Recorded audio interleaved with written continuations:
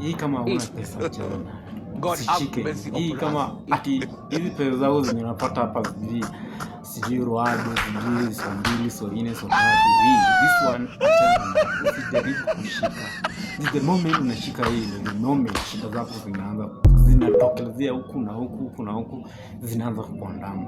For instance, same on a bad day we dem spend like 6k on our nails, nywele plus unaona hiyo shape si ya mchezo, hiyo si ya kucheza nayo. Of which hata sisi tunapenda vitu mzuri kai. Alafu akona matako, then kitu kingine penya yako peke yake inakula like tuseme 15 Gs is not bad.